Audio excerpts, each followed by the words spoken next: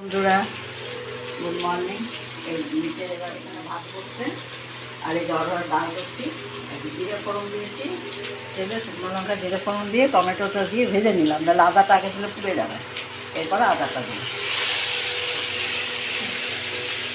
আদাটা দিয়ে এরপরে একটু হলুদ দিই। হলুদটা ভেজে নিলে কি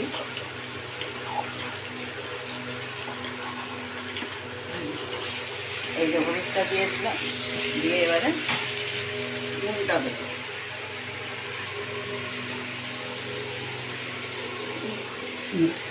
নুন যদি ভেজে দেওয়া হয় মানে তরকারি ডালের টেস্ট কিন্তু এটার আলাদা একটা হয়। নুনটা দিয়ে দিলাম সেখানে, এর সঙ্গে ভালো করে হলুদ দিয়েছি, লাইটটা জ্বালালাম না। এই যে হলুদ দিয়েছি, দিয়ে একটু ভাজাভাজি করে নিলাম, বেশি করলে আবার পুড়ে যাবে। এবারে এই অরহর ডালটা সিদ্ধ করা আছে, এটা গরম জল দিয়েছি ডালটা।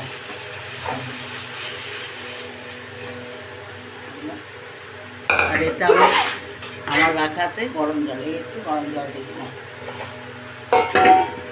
এটা ছোটো একটু মিষ্টি দেবো, আর নামাবার পরে নামাবার আগে একটু ঘি দিয়ে দেবো, তাহলে আমার। তারপরে এবার এখানে ভাত ফুটছে, টকবক করে একটু মিষ্টি দিয়ে দিলাম। ডালে একটু মিষ্টি না দিলে ভালো লাগে না খেতে, মুগ ডাল হোক অরহর ডাল হোক। আমরা এমনিতেও সবার একটু মিষ্টিটা দিই।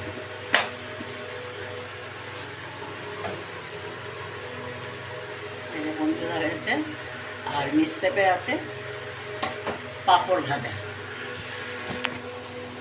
নিয়ে কত ভাজাটা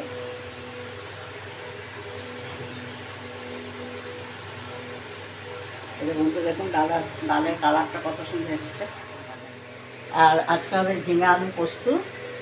ঝিঙে আছে এখন বাজারে, আলু আছে ঘরে, পোস্ত আনা হয়েছে। ঝিঙে আলু পোস্ত হবে আর পটল ভাজা হবে।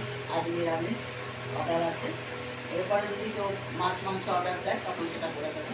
তবে আজকে মনে হয় নেই, কারণ নিরামিষই আজকে আছে। মনে এই যে ডালের কালারটা দেখুন কত সুন্দর এসেছে, আর এই ডাল খেতেও খুব টেস্ট হয়।